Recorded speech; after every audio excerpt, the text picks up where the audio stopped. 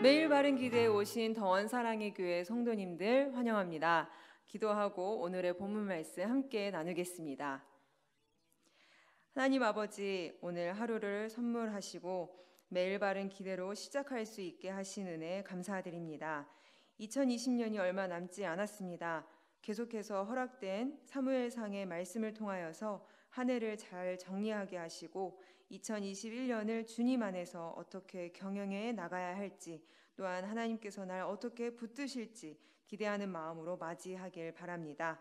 또한 오늘의 본문 말씀을 통해서도 주님께서 허락하신 그 은혜들을 찾아 내 것으로 삼는 귀한 시간 되길 바랍니다. 우리 모두의 마음을 열어 주님께서 말씀하여 주옵소서. 살아계신 주 예수 그리스도의 이름으로 기도드립니다. 아멘. 오늘 우리에게 주시는 하나님의 말씀은 사무엘상 22장 6절에서 23절 말씀입니다. 이 모든 내용을 보진 않고요. 16절에서 19절 말씀 함께 읽도록 하겠습니다. 왕이 이르되 아히멜레가 내가 반드시 죽을 것이요 너와 내 아비의 온 집도 그러하리라 하고, 왕이 좌우의 호위병에게 이르되 돌아가서 여호와의 제사장들을 죽이라. 그들도 다윗과 합력하였고 또 그들이 다윗이 도망한 것을 알고도 내게 알리지 아니하였음이니라 하나, 왕의 신하들이 손을 들어 여호와의 제사장들 죽이기를 싫어한지라. 왕이 도액에게 이르되 너는 돌아가서 제사장들을 죽이라 하매, 에돔 사람 도액이 돌아가서 제사장들을 쳐서 그날에 세마포 에봇 입은 자 85명을 죽였고, 제사장들의 성읍 노베 남녀와 아이들과 젖먹는 자들과 소와 나귀와 양을 칼로 쳤더라. 아멘. 오늘 본문 16절에서 한 왕이 아히멜렉과 그의 집에게 사형 선고를 내립니다. 여기에서도 모자라서 17절 바로 가서 여호와의 제사장들을 죽이라고 명령하고 있습니다.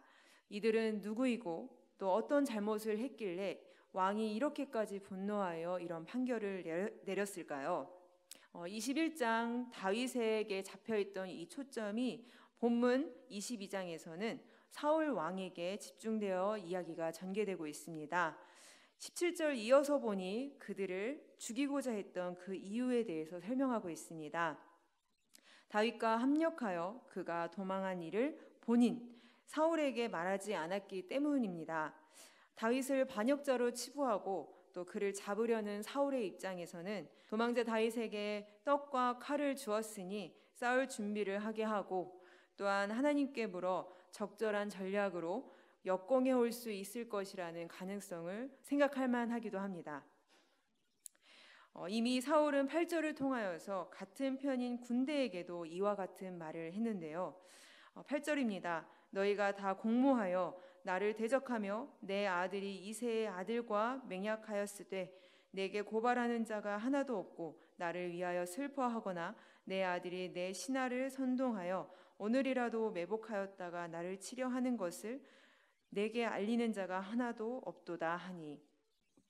아주 권위적이고 위협적인 모습으로 등장하지만 그의 말을 통해 보면 피해의식에 휩싸여서 아무도 믿지 못하는, 두려워하는 어린아이 같은 모습을 보게 됩니다. 그럼 사울이 말한 대로 다윗이 반역을 꾸며서 사울을 꺾고 왕이 되려고 하는 다윗인가요?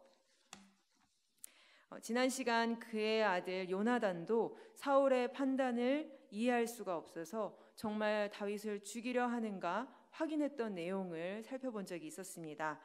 앞으로의 내용을 통해서도 보시겠지만 다윗은 여러 차례 사울과 마주쳤을 때 충분히 정복할 수 있음에도 불구하고 의도적으로 하지 않음으로써 그의 결백을 몇 번이고 증명해 보이게 됩니다.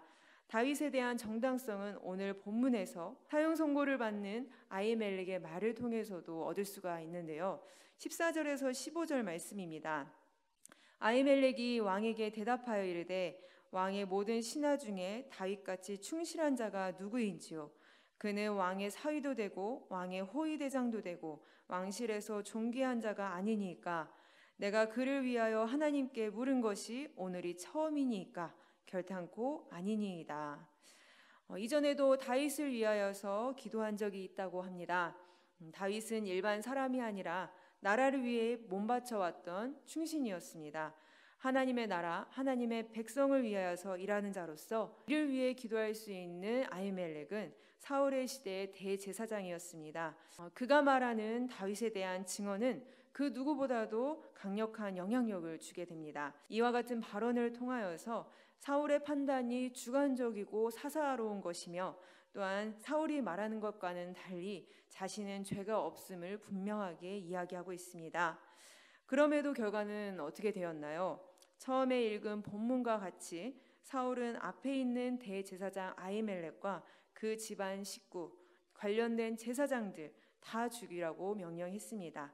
이것은 누가 봐도 부당하고 말이 안 되는 명령이었습니다. 17절입니다.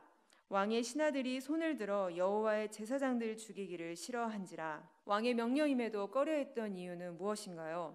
죽여야 했던 대상이 하나님께서 구별하신 하나님의 사람들이었으며 만약 이 사람들이 그와 같은 죄를 지었다 할지라도 여호와의 율법상 사형 선고 재판을 내리기에는 고발자 도액 이외에 1명에서 2명 증인이 더 필요한 상황이었습니다. 결국 왕의 눈에 나기 원하는 기회주의자 도액만이 이 명령에 순응하여서 죄 없는 많은 제사장들이 죽는 끔찍한 사건이 일어나게 됩니다. 그는 이전에도 왕의 직분을 가지고 장이 임의대로 행한 적이 한두 번이 아닙니다. 블레셋 군대와 전쟁을 치르기 위해서 오랫동안 대치하고 있던 상황 가운데 사무엘이 기다려도 오지 않아 자기의 힘으로 번제를 드리는 일, 아말렉 전투에서 사람이건 가축이건 다 죽이라는 하나님의 명령이 있음에도 불구하고 자기가 가진 생각 때문에 왕 아각과 좋은 가축들을 살리고 돌아온 일, 때때마다 자기의 이유를 대면서 하나님의 명령을 그대로 이행하지 않는 사울을 향하여 내는 분노들을 우리는 볼 수가 있습니다. 결국 왕으로서 자격 박탈됨을 사무엘을 통하여서 듣게 되는데 그 가운데서도 사울은 비굴하게라도 이렇게 요구하고 있습니다. 15장 30절 말씀입니다. 사울이 이르되 내가 범죄하였을지라도 이제 청하옵나니 내 백성의 장로들 앞과 이스라엘 앞에서 나를 높이사 나와 함께 돌아가서 내가 당신의 하나님 여호와께 경배하게 하소서 하더라. 사울에게 있어서 가장 중요한 것은 나의 감정, 나의 의지, 나의 명예, 바로 나 자신이었습니다. 하나님께서 백성들과 함께 하시기 위하여서 친히 제사 제도를 제정하셨습니다. 이를 위하여서 하나님께 헌신할 제사장들을 또한 구별하셨습니다. 하나님께서 구분하시고 제정하신 것들은 아무리 높은 왕이라도 수정할 수가 없습니다. 전쟁 이전에 번제를 먼저 드리는 것은 이 전쟁 가운데 하나님께서 주장해달라는 기도와 같은 것입니다. 인간의 왕을 세웠지만 진정한 우리의 왕은 하나님이심을 고백하고 하나님과 함께 싸우는 전쟁을 치르게 되는 것이죠. 그렇다면 사울은 왕으로서 자기 자신의 직무를 잘 감당하기 위해서는 제사장과 가까이 하는 것이 우선이며 또한 날마다 그의 뜻을 구하는 데 열심을 내야 하는 것입니다. 하지만 왕으로서 명령하기를 제사장과 그의 집안, 관련 제사장들까지 다 죽이라고 하니 정말 최악의 명령인 것입니다. 자신의 자리를 위협할 존재에 대한 두려움과 또한 이에 함께 해주지 못할 것 같은 사람들에 대한 분노가 결국 자신을 더욱 궁지로 몰아가게 되었습니다. 이는 내 뜻대로 살아가는 데 걸림돌 되는 것들을 제거하는 하나님의 엄청난 도전인 것이죠. 사울의 이런 악랄한 횡포에도 불구하고 하나님의 역사는 이어져 갑니다. 20절입니다. 아히두베의 아들 아히멜렉의 아들 중 하나가 피하였으니 그의 이름은 아비아달이라. 그가 도망하여 다윗에게로 가서. 이 아비아달을 통하여서 제사장의 직분이 이어져 감을 이후의 내용들을 통하여 볼 수가 있습니다. 우리는 각자의 인생 가운데 주인공으로 살아가고 있습니다.